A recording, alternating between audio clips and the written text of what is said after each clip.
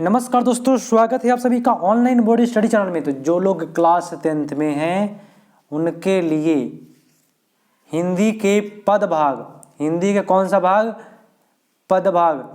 पदभाग का 1 से लेकर के 12 चैप्टर है आप लोगों को पढ़ना।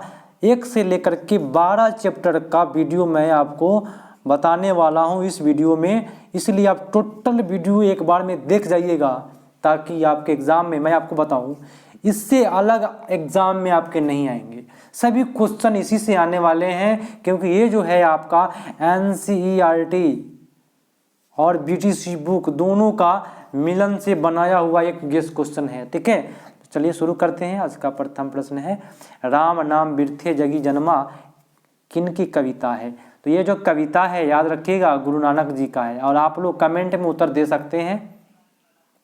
अगला क्वेश्चन है, देखिए लाइव क्लास में मैं नहीं लेकर के आया हूँ।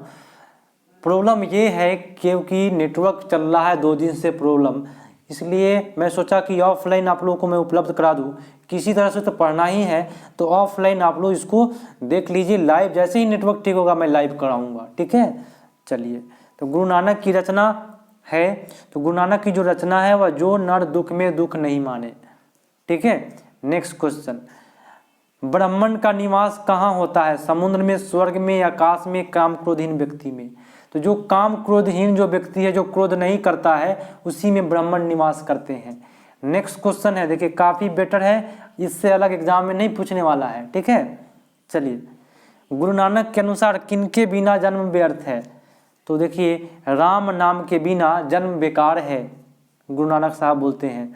गुरु नानक किस भक्ति धारा के कवि हैं, निर्गुण भक्ति, सगुण भक्ति, सिख कौन सी भक्ति धारा के कवि हैं। तो यहाँ आपका हो जाएगा निर्गुण भक्ति धारा के कवि है। और आप लोग लाइव क्लास टाइप का मजा कैसे ले पाइएगा मैं आपको बताऊं।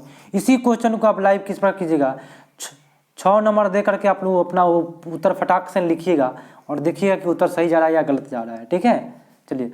गुरु नानक की कृपा की महत्ता का वर्णन कवि ने किया है, रसखान ने, गुरु नानक ने, घनानंद ने, प्रेम घन ने। किसने किया है, यहाँ आपका हो जाएगा गुरु नानक ने। ठीक है, चलिए। ABCD B जो मारे होइएगा उनका सही किया होगा। गुरु नानक की रचना का संग्रह किसने किया, हरदयाल सिंह ने, गुरु अर्जुन देव ने, गुरु गोविंद सिंह ने, कालू चंद्र ने। और लाइव क्लास जो चलता है 6 बजे, 7 बजे और 8:30, 3 टाइम चलता है। नेटवर्क प्रॉब्लम होने के कारण अभी बंद चल रहे हैं। चलिए, तो 7 का उत्तर यहाँ पे हो जाएगा C, गुरु अर्जुन देव ने। नेक्स्ट क्वेश्चन है कि गुरु नानक की रचनाओं का संग्रह का क्या नाम है। तो उनके संग्रह का नाम था गुरु ग्रंथ साहब। ठीक है, नेक्स्ट क्वेश्चन पाते हैं, गुरु नानक का जन्म कहाँ पे हुआ था। सभी कोई जानते हैं, काफ़ी बेटर क्वेश्चन है। इनका जो जन्म हुआ था ननकाना साहब में हुआ था। आपका उत्तर C पड़ गया। चलिए नेक्स्ट क्वेश्चन पाते हैं। टोटल चैप्टर मैं करा दूंगा, घबराइएगा नहीं और आप लोग टोटल चैप्टर देख लीजिएगा, टोटल देख करके ही जाइएगा क्योंकि आपके एग्जाम के लिए काफ़ी VVI है, फिर आपको मौका नहीं मिलेगा। हरिदास किसकी रचना है, देखिए तो हरिदास जो रचना है वह गुरु नानक जी की रचना है। फिर से मौका नहीं मिलेगा, मैं आपको बार बार बता रहा हूँ क्योंकि फिर से एक बार में एक ही वीडियो में टोटल चैप्टर मैं नहीं कराऊंगा। ठीक है, आशा दीवार किसकी रचना है, गुरु नानक की, गुरु गोविंद सिंह की, तेग बहादुर सिंह की, अर्जुन देव की। तो यहाँ आपका उत्तर गुरु नानक की हो जाएगा। नेक्स्ट है कि गुरु नानक की मृत्यु कब हुई। सभी कोई जानते हैं भाई, मृत्यु इनका और जन्म याद करके चलना पड़ेगा क्योंकि आपके एग्जाम में पूछे जा रहे हैं 1539 ईस्वी में। चलिए भैया आपके आते हैं, नेक्स्ट क्वेश्चन पर कर लेते हैं। चलिए, क्वेश्चन है कि जटा मुकुट तन आसन लगाई, वसन छोड़ी तन मन भया किनकी पंक्ति है। क्वेश्चन पूछा जा रहा है किनकी पंक्ति है, तो ये जो पंक्ति है गुरु नानक साहब का है। नेक्स्ट क्वेश्चन है कि हरिदास से नानक का क्या अभिप्राय है। हरिदास बोलते हैं हरि की भक्ति करना, हरिदास बोलते हैं। अगला क्वेश्चन है 2018 में पूछा हुआ क्वेश्चन है कि वाणी कब विष के, देखिए 18 में पूछा हुआ है तो जो भी क्वेश्चन है पूछा हुआ है और उसी से संबंधित क्वेश्चन है जो आगे पूछेगा। ठीक है, तो वाणी कब विष के समान हो जाती है, आप सभी कोई जानते हैं, राम नाम के बिना विष के समान है वाणी, बोले तो भाषा। दूसरा चैप्टर केवल VVI है इसलिए ज़्यादा क्वेश्चन नहीं है, 15 क्वेश्चन में कराया फर्स्ट चैप्टर से। प्रेम आयनी श्री राधिका कलिल के कुंजन ऊपर वारव। देखिए प्रथम क्वेश्चन, प्रेम आयनी श्री राधिका किनकी रचना है? तो ये जो रचना है रसखान की रचना है, ठीक है। आइए नेक्स्ट क्वेश्चन पर, रसखान को किसने दीक्षा दी? तो रसखान को दीक्षा देने वाले थे विठल नाथ स्वामी ने, ठीक है। नेक्स्ट क्वेश्चन पर आते हैं, रसखान किस काल के कवि है? तो रसखान जो है वह रीति काल के कवि है, यहाँ आपका उत्तर सी हो जाएगा। आइए नेक्स्ट क्वेश्चन पर, आप सभी कोई शेयर कर दीजिएगा। कितने के पास शेयर करना है? 5 व्यक्ति के पास शेयर करना है अपने व्हाट्सएप में, सभी कोई, ठीक है। शेयर करके आप लोग आ जाइएगा। फिर से, कौन सी कृति रसखान की नहीं है? काफ़ी अच्छा क्वेश्चन है। प्रेम फुलवाड़ी, प्रेम वाटिका, अष्टयाम, सुजान की रसखान। तो ये जो है आपका कौन सा रचना नहीं है? यहाँ आपका उत्तर 4 का हो जाएगा, सी अष्टयाम नहीं है, बाकी सभी है। नेक्स्ट है कि रसखान दिल्ली के बाद कहाँ चले गए? बनारस, गोरखपुर, ब्रजभूमि, सौराष्ट्र। रसखान जो चले गए थे वह आपका हो जाएगा ब्रजभूमि। नेक्स्ट क्वेश्चन पर आते हैं कि रसखान की भक्ति कैसी थी? तो रसखान की जो भक्ति थी वह आपका हो जाएगा सगुन भक्ति धारा के कवि, है ना, सगुन थे। रसखान ने प्रेम आयनी किसके कहा है? काफ़ी बेटर क्वेश्चन है। प्रेम आयनी श्री राधिका, यहाँ आपका उत्तर बी हो जाएगा। चलिए नेक्स्ट क्वेश्चन है आपका कि रसखान के चित्तचोर कौन है? देखिए यहाँ नेटवर्क 0.0 KB दिखा रहा है, इसलिए लाइव में नहीं आ पाया हूँ। तो यहाँ आपका उत्तर ए हो जाएगा, कृष्ण। नेक्स्ट क्वेश्चन है, चित्तचोर बोले तो मन को चुराने वाला, ठीक है। नेक्स्ट क्वेश्चन, हाँ क्वेश्चन है कि रसखान ब्रजभूमि के वन बागों पर क्या न्यौछावर करने को तैयार है? तो यहाँ जो न्यौछावर करने को तैयार है तीनों लोग, ठीक है, तीनों लोग न्यौछावर करने का तैयार है। रसखान ने माली किसे कहा है? काफ़ी बेटर क्वेश्चन, काफ़ी बेटर। कृष्ण को कहा गया है, ठीक है, माली, मालिन कहा गया है राधिका जी को। रसखान का माणिक्य किसने चुरा लिया? तो ये जो चुराने का काम किया है श्री कृष्ण ने। प्रैक्टिस करने के लिए मैं लाया हूँ कि आपका रिवीजन हो जाए, है ना। रिवीजन का क्लास समझिए आप लोग, एक बार में टोटल चैप्टर रिवीजन, 12 चैप्टर तक रिवीजन, है ना। तो टोटल रिवीजन मैं करा दूंगा, वर्णिका भाग का भी रिवीजन करा दूंगा। रसखान के रचना के समय किनका राजकाल था? तो जब रचना किए थे जहांगीर रहते थे उस समय में, ठीक है। 18 में क्वेश्चन पूछा हुआ है। कवि ने मालिन 18 में पूछा हुआ है, 18 नहीं बहुत बार पूछा हुआ है क्वेश्चन। तो मालिन जो कहा है ये भगवान श्री कृष्ण और श्री राधिका जी को कहा गया है। रसखान को पुष्टि मार्ग की दीक्षा किसने दी? तो गोस्वामी विठल नाथ ने दिया था, ठीक है। आते हैं नेक्स्ट क्वेश्चन पर, सॉरी, हाँ क्वेश्चन तीसरा चैप्टर का। मजा आएगा आपको मेरे क्लास में, आपको एक साथ टोटल चैप्टर का रिवीजन होगा। तीसरा चैप्टर है अति सुधु स्नेह को मार्ग है मोह आशु वनिहि लव वर्षाव, ठीक है। तो आपका फर्स्ट क्वेश्चन है कि घनानंद किस काल के कवि है? तो घनानंद जो थे ना वह रीति काल के कवि थे, ठीक है। दूसरा कुछ नहीं मारिएगा, मैं जो बता रहा हूँ वही मार्क करिएगा, ठीक है। कुछ क्वेश्चन में अगर डाउट लगे कोई क्वेश्चन में तो कमेंट करके बताइएगा आप लोग कि इसका आंसर ये होगा, ठीक है। आइए नेक्स्ट क्वेश्चन पर, अति सुधु स्नेह को मार्ग है सिर्फ सवैया किन की रचना है? तो सीधी सी बात है घनानंद की रचना है। घनानंद थे ना वह रंगीला टाइप के इंसान थे, ठीक है। स्त्रियों की संगत पसंद था इसको। घनानंद किस भाषा के कवि है? तो ब्रज भाषा के कवि है। नेक्स्ट क्वेश्चन पाइए, घनानंद किस बादशाह के मीर मुंशी थे? देखिए घनानंद खुद रंगीला बादशाह थे और मोहम्मद शाह रंगीले के दरबार में रहते थे। खुद रंगीला, देखिए जैसा वातावरण वैसा वहाँ का बच्चा होता है। तो मोहम्मद शाह रंगीला जो थे ना अपने दरबार में साड़ी पहन करके, औरतों का भेष पहन करके दौड़ते थे। मोहम्मद शाह रंगीला डांस करते थे हमेशा स्त्री के साथ, कभी कभी नंगा भी दौड़ते थे अपने दरबार में। मोहम्मद शाह रंगीला पढ़िएगा आप लोग इतिहास के कहानी में, तो समझिए घनानंद भी उस रंगीला टाइप के आदमी थे, ठीक है। आ जाइए, जैसा वेश वैसा भूषा, है ना। नेक्स्ट क्वेश्चन, सुजान सागर किनकी कृति है? तो सुजान सागर जो कृति है वह घनानंद की कृति है। किसके प्रेम के पीर का कवि कहा जाता है? तो प्रेम का पीर का कवि घनानंद का कहा जाता है। प्रेम, है ना, प्रेम प्रसंग में डूबे रहते थे। रीति मुक्तता धारा के सिरमौर कवि किसे कहा जाता है? तो ये कहा जाता है आपको घनानंद को। ठीक है, नेक्स्ट क्वेश्चन पाइए, परहित के लिए कौन सा देह धारण करता है? परहित बोले तो दूसरे के लिए, तो मेघ, आपका उत्तर ए हो जाएगा। नेक्स्ट क्वेश्चन है कि कवि अपने द्वितीय छंद में किसे संबोधित किया है? तो द्वितीय छंद जब देखिएगा तो उसमें मेघ को संबोधित किया है कि सुजान के घर में जाकर के बरसो, है ना। नेक्स्ट क्वेश्चन पाइए कि कवि ने पर्जन्य किसे कहा है? तो यहाँ आपका उत्तर होगा क्या? बादल को कहा गया है पर्जन्य। नेक्स्ट क्वेश्चन पाइए कि कवि कहाँ अपने आंसुओं को पहुंचाना चाहता है? तो अभी मैं आपको बोला हूँ सुजान के आंगन में। आइए नेक्स्ट चैप्टर पर आ जाइए आप लोग, चौथा चैप्टर। 12 चैप्टर केवल वीवीआई, एक भी क्वेश्चन फालतू नहीं कराए जाएंगे। ठीक है, चलिए क्वेश्चन है, प्रेमघन किन का उपनाम है? तो बद्री नारायण प्रेमघन चौधरी नाम था उनका। ठीक है, बी। नेक्स्ट क्वेश्चन है कि प्रेमघन किस युग के कवि है? तो आपका उत्तर जाएगा भारतेंदु युग के कवि है। नेक्स्ट क्वेश्चन है कि भारतीयों को अब क्या अच्छा लगने लगा है? तो भारतीयों को अच्छा लगना है विदेशी रहन सहन, जींस पैंट टी शर्ट।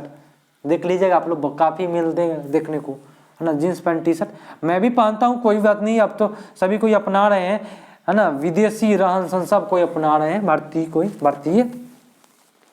चलो भाई, लेकिन आजकल हमारे देश में बन रहे हैं, इसलिए इसको हम लोग पहनावा जींस को अधिक स्थान देते हैं। अधिकांश सबसे ज़्यादा पहने जाने वाला वस्त्र जींस हो जाएगा। अभी भारतीय किस भाषा को पसंद करते हैं? तो यहाँ आपका उत्तर हो जाएगा अंग्रेजी भाषा। अंग्रेजी बोलते हैं ना, कम है यार, इधर आओ, please bring a glass of water, है ना। कितने लोग जब पढ़ करके आते हैं ना तो घर पर आकर बोलने लगते हैं इंग्लिश। प्रेमघन के अनुसार आजकल कौन सी वस्तु दिखाई नहीं पड़ती है? तो ये जो वस्तु दिखाई नहीं देता है, भारतीयता नहीं दिखाई देता है, कहीं भी भारतीयता नजर नहीं आता है। इन दिनों भारतीय बाजार किन वस्तुओं से भरा पड़ा है? तो भारतीय बाजार जो है ना वह विदेशी वस्तुओं से भर गया है। चाइना का सामान काफ़ी आ रहा है। ठीक है, प्रेमघन ने किस समाज की रचना की है? तो ये जो समाज रचना की है रसिक समाज, आपका उत्तर ये होगा। नेक्स्ट है कि प्रेमघन का जन्म हुआ था, कब हुआ था प्रेमघन का जन्म? तो प्रेमघन का जो जन्म हुआ था मिर्जापुर में हुआ था। चलिए आइए नेक्स्ट क्वेश्चन है कि प्रेमघन किस भाषा के कवि हैं? तो प्रेमघन जो है ना वह आपका उत्तर हो जाएगा अवधी भाषा के कवि है। जीर्ण जनपद किनकी रचना है? जीर्ण जनपद जो रचना है मैं आपको बताऊं, काफी बेटर क्वेश्चन, प्रेमघन की रचना है। नेक्स्ट क्वेश्चन है, यह क्वेश्चन पूछा हुआ है 2018 में, प्रदेश की विद्या पढ़ने से का क्या परिणाम हुआ? प्रदेश की विद्या पढ़ने का परिणाम था सबकी बुद्धि जो थी वह भारतीय हो गई। नहीं, यहाँ तो आपका 11 का उत्तर हो जाएगा सबकी बुद्धि विदेशी हो गई। आपका उत्तर हो जाएगा B is the right answer, और जो लोग बी बता रहे हैं उनका सही जा रहा है। आइए नेक्स्ट क्वेश्चन पर, प्रेमघन का जन्म कब हुआ था? 1855 में, 1856 में, 1852 में, 1854 में, कब हुआ था? तो प्रेमघन का जो जन्म हुआ था आपका उत्तर हो जाएगा सी 1852 में। और कहाँ पे हुआ था आप लोग पता है ना? प्रेमघन का जन्म कहाँ पे हुआ था? प्रेमघन का जन्म आप लोग पढ़े हैं ना? चलिए मैं आपको बता देता हूँ, प्रेमघन का जो जन्म हुआ था वह आपका हुआ था मिर्जापुर में। कहाँ हुआ था? मिर्जापुर में। चलिए नेक्स्ट क्वेश्चन पाइए, प्रेमघन का अपना आदर्श किसे मानते हैं? अपना आदर्श मानते हैं किनको? तो भारतेंदु हरिश्चंद्र को। नेक्स्ट क्वेश्चन, प्रेमघन ने किसे अपना सहचर बनाया? तो प्रेमघन ने सहचर बनाया था राष्ट्रीय स्वाधीनता की चेतना। ठीक है, स्वदेशी कविता कहाँ से संकलित है? स्वदेशी जो कविता है वह प्रेमघन सर्वस्व से संचालित है ना, संकलित है। नेक्स्ट है कि 1878 ईस्वी में मिर्जापुर में रसिक समाज की स्थापना किसने की? तो रसिक समाज की स्थापना प्रेमघन ने किया था। ठीक है, आपका उत्तर सी हो जाएगा। आइए अब अगला चैप्टर है, और मैं 5वां चैप्टर, 12 चैप्टर करके जाना है टोटल। भारत माता शीर्षक कविता के कवि कौन, रचनाकार कौन है? आपका उत्तर आ जाएगा सुमित्रा नंदन पंत। ठीक है, सुमित्रा नंदन पंत कैसे कवि थे? तो ये जो कवि थे मानवतावादी कवि थे। नेक्स्ट क्वेश्चन है कि पंत जी के प्रवृत्ति किस प्रकार का था? छायावाद, रीतिवाद, मानववाद? तो ये थे छायावाद के कवि थे। नेक्स्ट क्वेश्चन है कि पंत जी का भारत माता कहाँ निवासनी है? कहाँ की निवासनी है? तो यहाँ आपका उत्तर हो जाएगा ए, गांव की निवासनी है। नेक्स्ट क्वेश्चन है कि भारत माता कविता कवि के किस काव्य ग्रंथ से संकलित है? तो यहाँ आपका उत्तर होगा बी, ग्राम्य। नेक्स्ट क्वेश्चन है कि भारत माता कविता गीत प्रकाशनी किसके लिए प्रयुक्त है? तो यहाँ आपका उत्तर हो जाएगा भारत माता के लिए। भारत माता के संबंध में क्या सही है? आइए ऑप्शन की ओर, क्या सही है बताइए। तो ये सही हो जाएगा ग्रामवासिनी। सर बिंदु हासिनी सर बिंदु हासिनी कौन है? तो यहाँ आपका उत्तर जो जाएगा वह भारत माता। नेक्स्ट क्वेश्चन कि सुमित्रा नंदन पंत किस युग के कवि है? द्विवेदु, भारतेंदु, छायावाद, आधुनिक युग? छायावाद युग के। ठीक है, नेक्स्ट क्वेश्चन पंत जी को किस कृति के लिए ज्ञानपीठ पुरस्कार मिला था? तो उनका जो कृति था ग्राम्य, उनके लिए मिला था। अगला क्वेश्चन कि प्रकृति का सुकुमार कवि किसे कहा जाता है? तो यही होता है पंत जी को, सुमित्रा नंदन पंत को। नेक्स्ट क्वेश्चन है भारत माता कविता में भारत का चित्र कैसा प्रस्तुत किया गया है? तो यहाँ आपका उत्तर हो जाएगा सी, यथार्थ। भारत माता का आंचल कैसा है? तो मैला आंचल है, बोले तो धूल भरा हुआ। उत्तर यहाँ पे डी होगा। नेक्स्ट क्वेश्चन है कि पतंजलि का मूल नाम क्या है? तो पतंजलि का मूल नाम आ जाएगा परमेश्वर दत्त पंत। पंत जी का, हाँ पंत जी का, सॉरी पतंजलि नहीं, सॉरी पंत जी का। पतंजलि काफी बार सुने हैं ना। पंत जी का बोले तो सुमित्रा नंदन पंत जी का नाम था परमेश्वर दत्त पंत। नेक्स्ट क्वेश्चन, पंत जी ने जीवन विकासनी किसे कहा? यहाँ आपका उत्तर क्या होगा? भारत माता को। नेक्स्ट क्वेश्चन है कि भारत माता श्रेष्ठ मुख तुलना कवि ने, श्रेष्ठ मुख की तुलना कवि ने किससे की है? तो यहाँ आपका उत्तर हो जाएगा 16 का डी, छायायुक्त चंद्र। नेक्स्ट क्वेश्चन है सुमित्रा नंदन पंत का जन्म कहाँ हुआ था? तो इनका जो जन्म हुआ था उत्तरांचल में हुआ था, है ना। अब कब हुआ था देख लीजिए, उत्तरांचल में कब हुआ था? 1900 ईस्वी में। अगला क्वेश्चन, जनतंत्र का जन्म से चलेगा, टोटल चैप्टर मैं करा दूंगा। जनतंत्र का जन्म किनकी रचना है? यहाँ आपका उत्तर क्या होगा? रामधारी सिंह दिनकर। नेक्स्ट क्वेश्चन है रामधारी सिंह दिनकर के काव्य का मूल स्वर क्या है? तो आपका उत्तर हो जाएगा ओज एवं राष्ट्रीय चेतना। नेक्स्ट क्वेश्चन, जनतंत्र के में दिनकर के अनुसार राजदंड क्या होंगे? तो राज का दंड हो गया फवारे और हल। आइए नेक्स्ट क्वेश्चन पर, नेक्स्ट क्वेश्चन पा दीजिए आप लोग। हाँ, भारत सरकार ने दिनकर को कौन सा अलंकार बोलते हैं पुरस्कार प्रदान किया? तो जो अलंकार था पद्म विभूषण, सबसे बेटर होता है पद्म पुरस्कार का में, है ना। कवियों के अनुसार जनतंत्र के देवता कौन है? तो जनतंत्र के देवता लोग हो जाएंगे। लोग बोले तो क्या? किसान मजदूर। नेक्स्ट क्वेश्चन है कि भारत माता में जनतंत्र की स्थापना कब हुई? कब हुई थी जनतंत्र की स्थापना? तो आपका हो जाएगा 26 जनवरी 1950 को। नेक्स्ट क्वेश्चन कि दिनकर को साहित्य अकादमी पुरस्कार किन कृति के लिए मिला था? कौन सा कृति था? तो संस्कृत के 4 अध्याय। ठीक है। नेक्स्ट क्वेश्चन है कि दिनकर को ज्ञानपीठ पुरस्कार किसके लिए मिला? देखिए, दिनकर को साहित्य अकादमी मिला था साहित्य के 4 अध्याय के लिए, संस्कृत के 4 अध्याय के लिए। और ज्ञानपीठ पुरस्कार पूछेगा तो आप लोग मारिएगा उर्वशी के लिए। ठीक है, आइए नेक्स्ट क्वेश्चन पर। जनतंत्र का जन्म शीर्षक कविता में दुधमुही बच्चा का शब्द किसके लिए प्रयोग किया गया है? तो जनता के लिए प्रयोग किया गया है। किसके लिए? जनता के लिए। नेक्स्ट क्वेश्चन, उर्वशी किनकी कृति है? तो रामधारी सिंह दिनकर जी का। ये is the right answer. Next question है कि दिनकर का जन्म कहाँ हुआ था? तो उनका जो जन्म हुआ था सिमरिया में हुआ था। नेक्स्ट है दिनकर किस वाद के प्रमुख कवि है? छायावाद, नेकवाद, उत्तरवाद, प्रकृतिवाद? क्या होगा? तो पूर्व छायावाद। नेक्स्ट क्वेश्चन कि दिनकर का जन्म कब हुआ था? सिमरिया में हुआ था ना? हाँ, सिमरिया में हुआ था। तो बताइए सिमरिया में हुआ था, कब हुआ था? आपका उत्तर आएगा 1908 ईस्वी में। मिट्टी के अबोध मूर्त कौन है? तो यहाँ आपका मूर्त हो जाएगा जनता है, जैसा मन है वैसा उसको बना दो, कोई कुछ नहीं बोलता है। जो विरोध करता है वह सरकार का क्या कहलाता है? एंटी पार्टी उसको बोलते हैं। जैसे किसान अभी विरोध कर रहे हैं ना, तो बोलेंगे कि ये सब दूसरे पार्टी का है। चलिए, दिनकर के अनुसार किनकी दृष्टि में जनता का फल या दुधमुही बच्चा की तरह है? तो यहाँ आपका उत्तर हो जाएगा राजनेता की तरह। अगला चैप्टर है हिरोशिमा से। हिरोशिमा कवि, हिरोशिमा है आपका कहाँ पे? बताइएगा आप लोग कमेंट करके।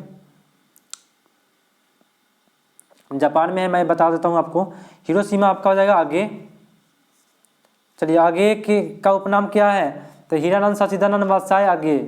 यहाँ आपका सबसे बड़ा नाम याद रखिएगा, इनका बहुत बड़ा नाम है हीरानंद सचिदानंद वात्स्याय आगे।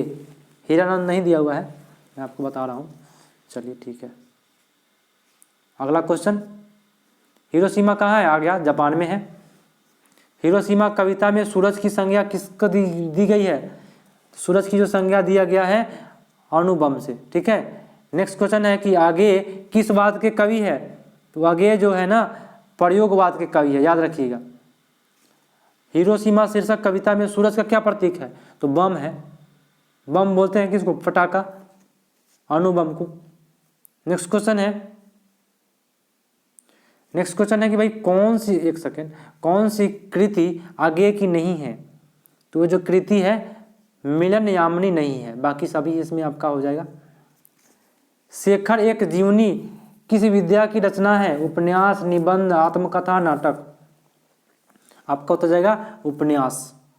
नेक्स्ट क्वेश्चन है कि हिरोशिमा शीर्षक कविता में वर्णित सूरज कहाँ निकलता है? तो सूरज जो निकलता है कहाँ पे? नगर चौक पर। नेक्स्ट क्वेश्चन है कि आगे का जन्म किस प्रदेश में हुआ था?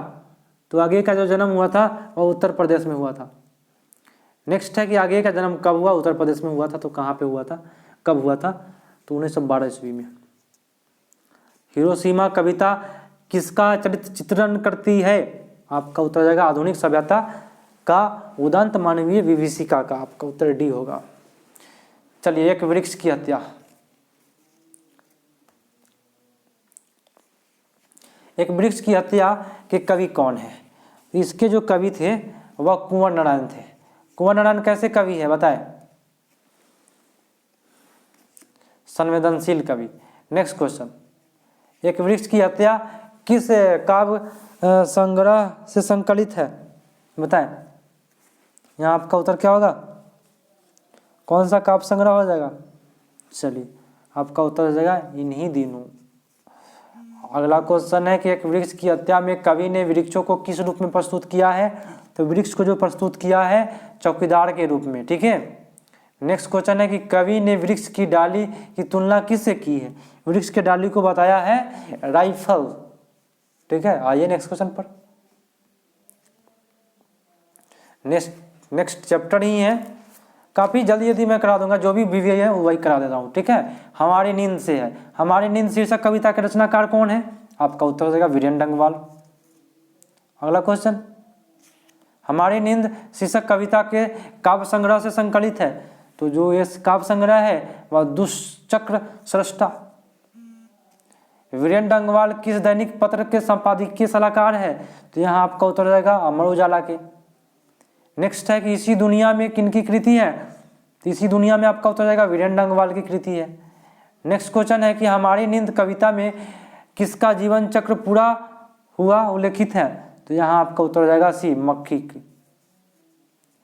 नेक्स्ट है कि हमारी नींद कविता में नींद का क्या प्रतीक है?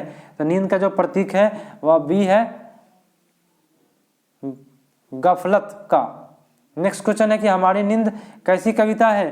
तो हमारी नींद जो कविता है आपका समकालीन है। नेक्स्ट क्वेश्चन कि वीरेंद्र डंगवाल के अनुसार जीवन में सर्वाधिक महत्वपूर्ण क्या है?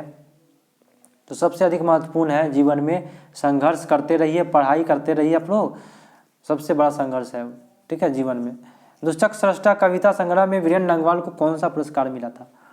तो वीरेंद्र डंगवाल को मिला था साहित्य अकादमी पुरस्कार, आपका यहाँ बी उत्तर हो जाएगा। नेक्स्ट क्वेश्चन है कि इनकार करना न भूलने वाले लोग कौन है, तो यहाँ आपका उत्तर हो जाएगा डी सभी। नेक्स्ट है कि कवि किन परिस्थितियों का जिक्र करता है, तो यहाँ आपका हो जाएगा आराम, लापरवाही, सुविधा, आपका उत्तर डी हो जाएगा। अगला क्वेश्चन अक्षर ज्ञान से। अक्षर ज्ञान किनकी रचना है, तो अक्षर ज्ञान जो रचना है अनामिका जी का है। चलिए अगला क्वेश्चन, चौखट में बेटे का क्या नहीं अटता है, तो बेटे का अटता नहीं है, क नहीं अटता है। नेक्स्ट क्वेश्चन है कवयित्री के अनुसार सृष्टि का विकास के प्रथम अक्षर क्या है, तो प्रथम अक्षर आपका हो जाएगा विफलता के आंसू, है ना। कोई व्यक्ति जब फेल करता है तो रोता है आदमी। बच्चा कहाँ पर आकर थम जाता है, तो रोकने का काम सभी कोई करते हैं, कखा गगा और अंगा पर जाकर के रुक जाना, या उसको बोलते हैं थम जाना। अगला है कि अनामिका किस काल के कवयित्री है, टोटल क्वेश्चन 7 ही हैं, ठीक है। टोटल चैप्टर करके जाइएगा आप लोग, केवल VVI में करा रहा हूँ। आपका हो जाएगा समकालीन। काव्य रचना के अलावा अनामिका किन साहित्य विद्या के लिए सक्रिय है, तो यहाँ आपका हो जाएगा 6 का उत्तर सी, गद्य लेखन, आलोचना और आलोचना। नेक्स्ट क्वेश्चन है कि अक्षर ज्ञान शीर्षक कविता में किन मनोवैज्ञानिक को आधार बनाया गया है, तो बाल मनोविज्ञान को, ठीक है। अगला क्वेश्चन लौट कर आऊँगा फिर कविता के रचयिता कौन है, सीधी सी बात है जीवनानंद दास है। नेक्स्ट क्वेश्चन है जीवनानंद दास बंगाल के किस काल के प्रमुख कवि हैं, तो जीवनानंद दास जो थे ना वह रविंद्रोत्तर काल के थे, आपका उत्तर डी होगा। किस कविता के रचयिता जीवनानंद दास हैं, तो अभी जो पढ़ रहे हैं चैप्टर वही लौट कर आऊँगा फिर के है। जीवनानंद दास कैसे कवि हैं, ये जो कवि थे वह यथार्थवादी कवि थे। टोटल क्वेश्चन इसमें 10 है। वनलता सेन कवि की श्रेष्ठ रचना है, कौन सी रचना है, जीवनानंद दास का है, वनलता सेन लिखे थे। नेक्स्ट क्वेश्चन है कि लौट कर आऊँगा फिर कविता में कवि का कौन सा भाव होता है, तो जो भाव है वह मातृभूमि का प्रेम को उसमें दर्शाया गया है। लौट कर आऊँगा फिर कविता का वर्ण विषय क्या है, मैं आपको रिवीजन करा रहा हूँ, आपको बार बार बता रहा हूँ कि रिवीजन का क्लास मज़ा आने वाला क्लास है, ताकि आपका बार बार ना छूटे। बंगाल की प्रकृति। नेक्स्ट है कि जीवनानंद दास किस भाषा के कवि हैं, तो आपका हो जाएगा बंगला भाषा के। नेक्स्ट क्वेश्चन है कि इनमें से कौन सा कृति जीवनानंद दास की नहीं है, जिसमें कृति जो है ना भूमिजा वह जीवनानंद दास की नहीं है। नेक्स्ट क्वेश्चन है कि लौट कर आऊँगा फिर कविता में उल्लू कहाँ बोलता है, तो उल्लू जो बोलता है ना कपास के पेड़ पर बोलता है, कपास बोलते हैं रुई। मेरे बिना तुम प्रभु लास्ट चैप्टर, मज़ा आएगा आपको। तो जो लोग लास्ट तक देख रहे हैं बताइएगा आप लोग कमेंट करके कि इस सेशन आपको कैसा लगा और आप लोग कितने व्यक्ति के पास शेयर किए, आपको बताना है ना। तो जो लोग लास्ट तक देखेंगे वही इसका जवाब देंगे कमेंट में, कितने व्यक्ति के पास शेयर किए ये बताना है आप सभी को, ठीक है। 5 के पास शेयर करना है और जितना किए अधिक वो भी बताना है, ठीक है। तो जो लोग लास्ट तक देखेंगे उनका पता चल जाएगा कि को लास्ट तक देखे हैं इस कमेंट से। चलिए, मेरे बिना तुम प्रभु रेनर मारिया रिल्के किस देश के कवि हैं, तो आपका उत्तर हो जाएगा जर्मनी के हैं, यही लिखे थे। नेक्स्ट क्वेश्चन पाइए, रेनर मारिया रिल्के की काव्य शैली कैसी है, बताएं कैसी काव्य शैली है, तो यहाँ आपका उत्तर हो जाएगा गीतात्मक, है ना, गीत गाने वाला। अगला क्वेश्चन है रेनर रिल्के मारिया के अनुसार, है ना, इधर उधर कर दिया देख लीजिए नाम, अनुसार परमात्मा के सर्वशक्तिमान के किसके प्रतिष्ठित किया है, तो यहाँ आपका 3 का उत्तर हो जाएगा बी, मनुष्य ने। नेक्स्ट क्वेश्चन है कि रेनर मारिया रिल्के के का अतिरिक्त किन किन विद्याओं की रचना की है, तो यहाँ आपका विद्या जो हो जाएगा कहानी और उपन्यास दोनों लिखे थे, ठीक है। अगला क्वेश्चन और 7 तक ही है क्वेश्चन टोटल। मेरे बिना तुम प्रभु किन की रचना है, तो मेरे बिना तुम प्रभु यही ही लिखे थे रेनर मारिया रिल्के या रेनर रिल्के मारिया, दोनों में से कोई दे मार जाइएगा। रिल्के की कविता किस भाव की है, तो रिल्के की जो कविता है वह भक्ति है, ठीक है, गाना वाला है। और लास्ट क्वेश्चन आज का एंड होने वाला है, लास्ट क्वेश्चन है लाइफ एंड सॉन्ग्स किनकी रचना है, बोले तो जीवन जो है ना वह गाना है एक प्रकार का। रेनल मारिया रेल आपका D is the right answer. तो आप लोग बताइएगा कि सेशन कैसा लगा, काफ़ी बेटर क्वेश्चन था आप लोग के एग्जाम के लिए। कल जो चलेगा, इसके बाद जो चलेगा वो वर्णी का भाग 2 का क्वेश्चन चलेगा। दही वाली मांग माँ, ढहते विश्वास माँ, जितने भी है नगर, सभी क्वेश्चन को मैं एक चैप्टर में ही करा दूंगा, जो आपके एग्ज़ाम में इसी से आएंगे, अलग से क्वेश्चन नहीं आते हैं, क्योंकि बीटीसी का है, एनसीईआरटी का है एक भी क्वेश्चन। चलिए देखते हैं अगले पार्ट में। तब तक के लिए धन्यवाद, जय हिंद। सभी को एक बार लाइक करके जाइएगा।